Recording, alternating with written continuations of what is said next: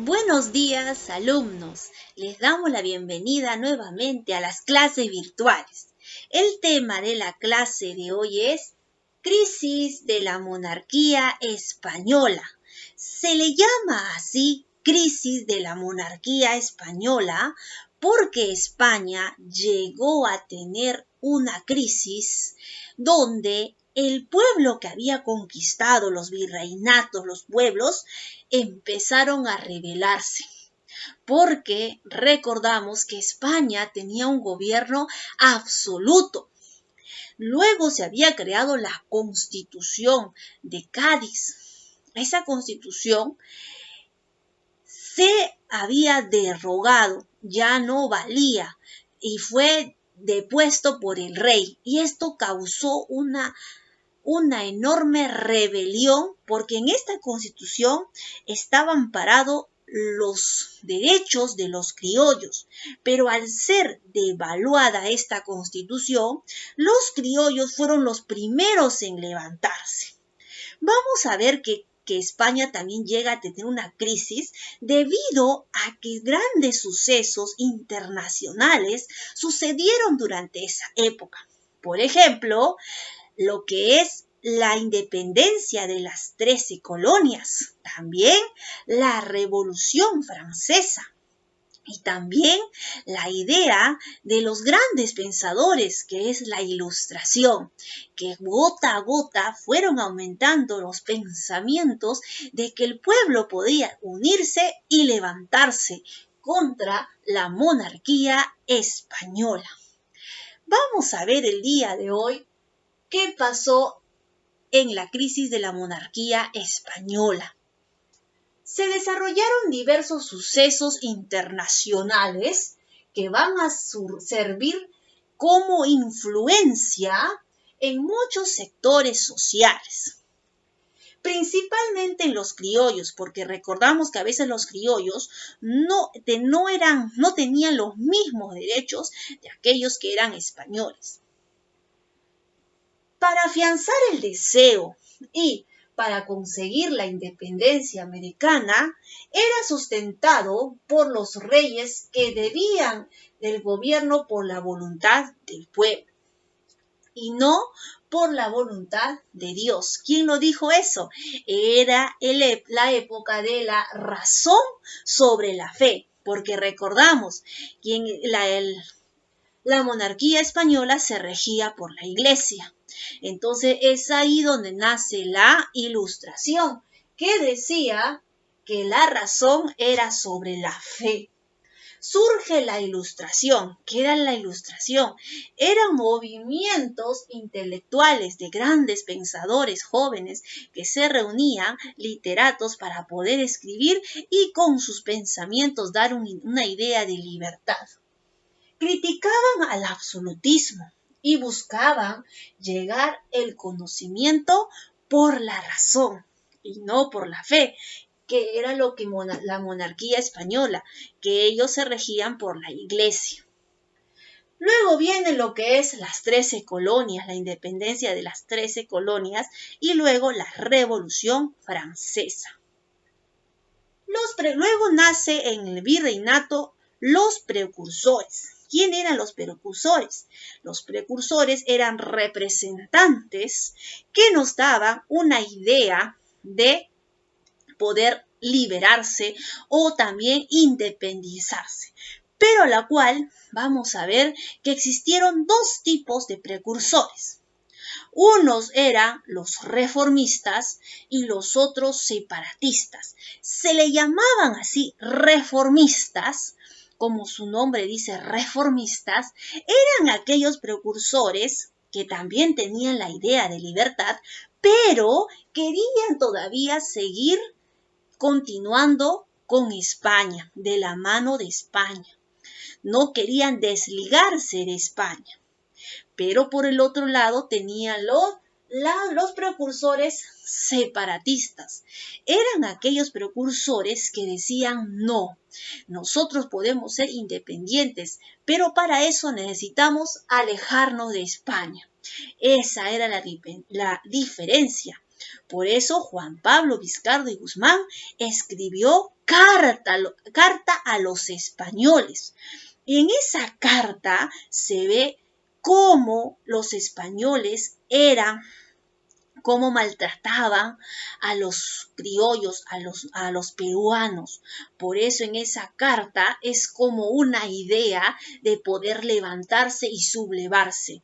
Y Juan Pablo Vizcardo y Guzmán era un precursor separatista. No quería saber nada con España y que el Perú podía levantarse y podía ser una sola nación. Vamos a ver los representantes de cada precursor. Los precursores separatistas, como les dije, fue Juan Pablo Vizcardo y Guzmán. También fue Francisco de Miranda y también José de la Riva Agüero, que fueron presidentes. Luego en los reformistas, vamos a ver Toribio Rodríguez de Mendoza y José Quijano y Carrillo. Vamos con la primera pregunta. ¿Quién es el precursor separatista continental más representativo? Fue Juan Pablo Vizcardo y Guzmán. Fue el primer precursor ideólogo del Perú y de toda América. Pregunta 2. ¿Qué fueron las Cortes de Cádiz? Las Cortes de Cádiz era una asamblea constituyente, así se le llamó, que fue al inicio inaugurada en San Fernando el 24 de septiembre de 1810. Posteriormente fue trasladada a Cádiz, por eso se le llamó la Corte de Cádiz, en 1811. Pregunta 3. Menciona 2 artículos representativos de la Constitución Liberal de 1812. Vamos con los artículos. En el artículo 3 dice, la soberanía reside en la nación. Otro artículo tenemos en el artículo 4. La nación está obligada a conservar y a proteger las leyes sabia y justa. Ahora vamos con la pregunta 4. ¿Qué rebelión criolla constituyó el intento más serio para lograr la independencia?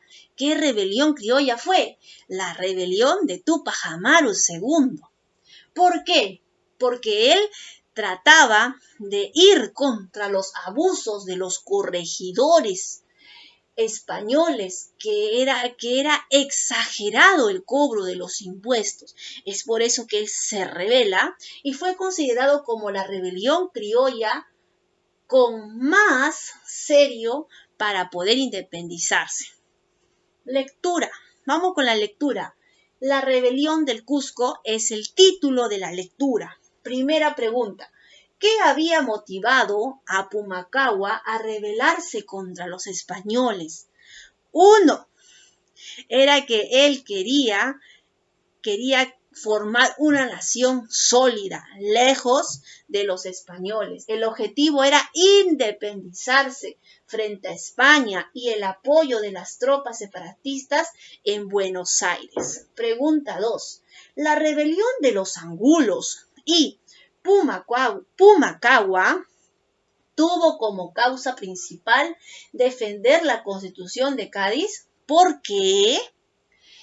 Según la lectura, la tesis de la rebelión estalló para defender la Constitución contra la ofensiva absolutista de Fernando VII, quien derogó la Constitución de Cádiz. En esta Constitución de 1812 estaban todos los derechos de los criollos, pero ¿qué hizo el rey Fernando VII? Lo anuló esa Constitución, donde ahí estaban los derechos de todos los criollos y de los peruanos. Lo hizo inválido la Constitución, por eso se rebelaron. Pregunta, según el mapa, ¿qué juntas de gobierno se crearon? Juntas de gobiernos. ¿Qué es una junta? Fueron organismos políticos que surgieron a las provincias de las monarquías españolas poseídas en América. El virreinato del Perú tuvieron diferentes países Estos virreinatos fueron los representantes, a eso se le dicen juntas de gobierno. Pero hay otra pregunta que nos dice, ¿por qué no hubo juntas de gobierno en el virreinato del Perú? ¿Por qué el Perú no participó en esta junta de gobierno? Esta junta de gobierno no participó porque él no quería. Perú sí quería, pero había un virrey llamado Abascal que él impidió que las fuerzas peruanas pudieran participar en las juntas de gobierno. Recordamos que las juntas de gobierno eran representantes, que ellos decían apoyar a la monarquía española, pero sin embargo ellos tenían otro objetivo, que era independizarse. Muy bien, chicos, entonces el día de hoy hemos visto crisis de la monarquía española. ¿Por qué se le llamó crisis? Porque hubo un momento en que los pueblos dominantes empezaron a surgir la idea de poder independizar y dejar los virreinatos. Muy bien, chicos, nos vemos hasta la próxima.